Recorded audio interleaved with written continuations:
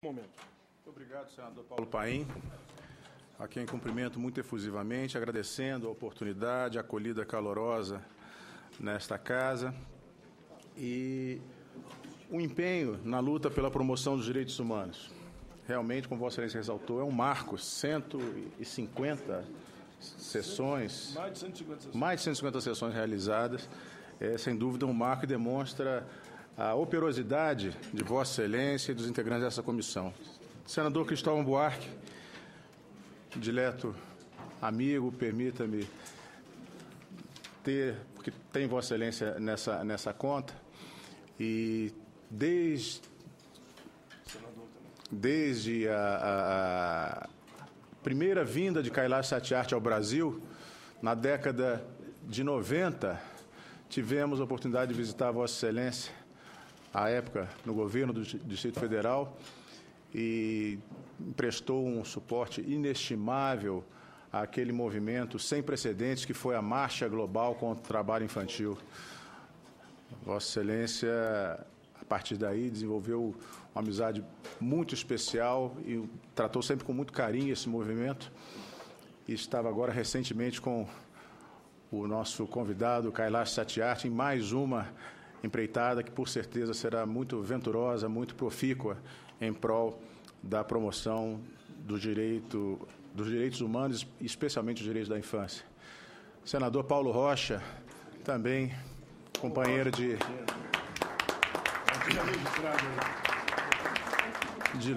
longa data, né, das lutas contra o trabalho escravo, especialmente no Pará, quando eu integrava muito honrosamente os quadros do Ministério Público. Tivemos a oportunidade de estar juntos em diversas dessas situações tão relevantes para a cidadania dos trabalhadores do nosso país. Eu devo ser breve porque estamos todos muito ansiosos para ouvir o nosso convidado especial. Então, por isso, eu vou direto ao assunto, se o senador Paulo Paim me permite. O trabalho escravo e o tráfico de pessoas é um dos fenômenos mais aviltantes à dignidade do ser humano em todo o planeta. Uma preocupação internacional. A OIT estima que hoje 21 milhões de pessoas, senador Paulo Paim, 21 milhões de pessoas encontram-se submetidas a essa situação de indignidade e de superexploração.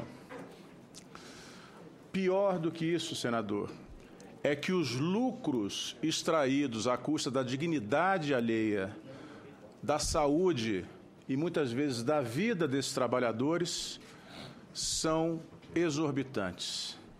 Estima a OIT que esses lucros são da ordem de 150 bilhões de dólares por ano. Lucros manchados pelo atentado mais grave que se pode cometer contra a dignidade de um ser humano. Segundo esses mesmos estudos da OIT, o trabalho escravo, se fosse considerado uma atividade econômica, seria a terceira mais rentável do mundo, atrás apenas do tráfico apenas da exploração sexual e do tráfico de armas.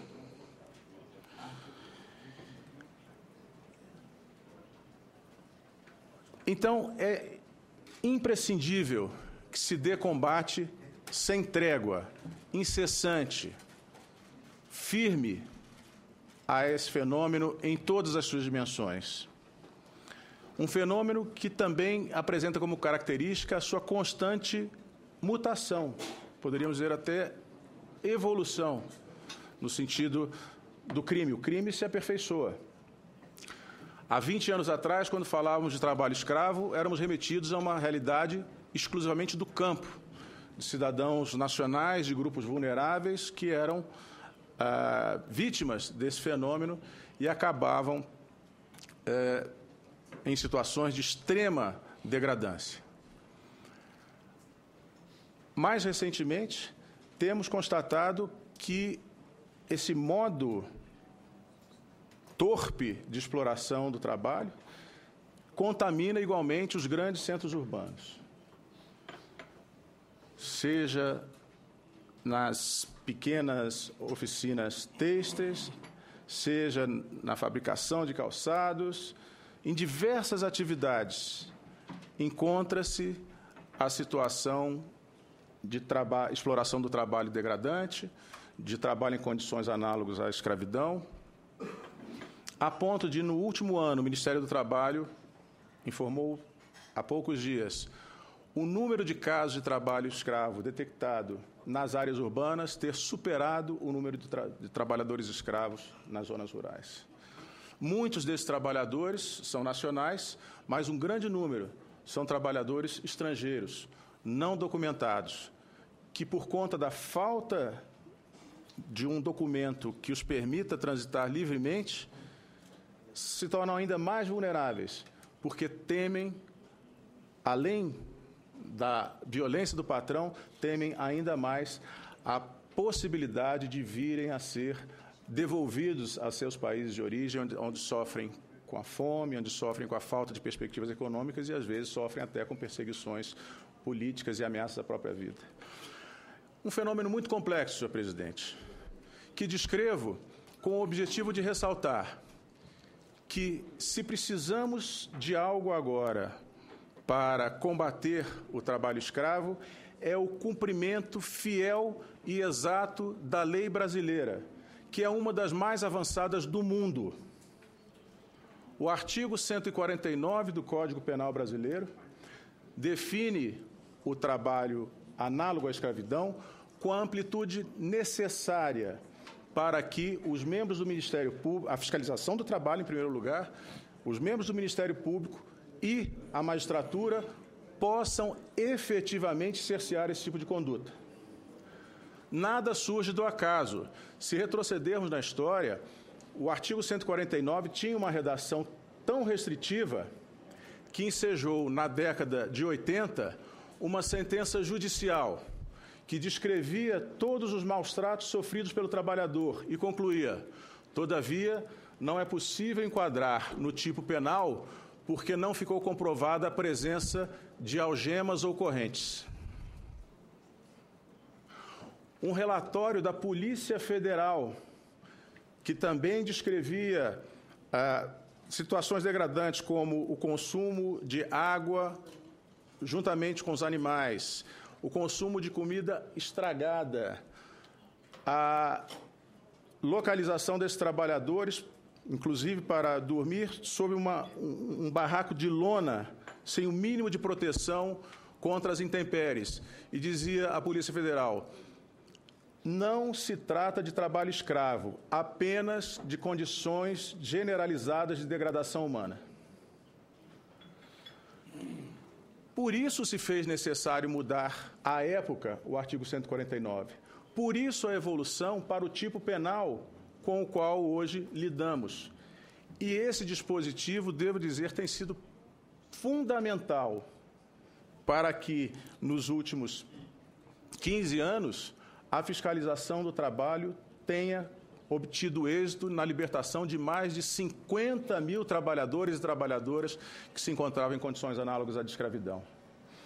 Esse dispositivo tem sido fundamental para que a Justiça do Trabalho, por provocação do Ministério Público, tenha imposto sanções da maior gravidade, da maior relevância aos infratores, a título de danos morais coletivos. Sanções, uma delas confirmada pelo Tribunal Superior do Trabalho, da ordem de 5 milhões de reais, num caso de reincidência. Veja, senador Cristóvão, não se trata, então, de uma aplicação indiscriminada e exagerada por parte das autoridades judiciais, uma aplicação voluntarista do dispositivo de lei. Esses tipos, o tipo penal definido no Código Penal, tem sido aplicado com extrema cautela e parcimônia. Então, no caso de recalcitrância, de reincidência, 5 milhões de indenização. Recentemente, numa sentença proferida pela Vara de Araçatuba, um caso de tráfico internacional de trabalhadores, uma indenização por danos morais de 50 milhões de reais. Espera-se com isso, senhor presidente, senhores senadores, senhoras e senhores, espera-se alcançar uma maior efetividade do Poder Judiciário no combate ao trabalho escravo. É necessário que tenhamos instrumentos eficazes. O artigo 149 do Código Penal é um desses instrumentos, como é o dispositivo introduzido na Constituição pela Emenda Constitucional 81, que determina a expropriação das terras onde se encontra exploração, trabalho escravo, rural ou urbano. E como esperamos também virá a ser o protocolo adicional à Convenção 29 da OIT, que esperamos que este Parlamento autorize a ratificação brevemente.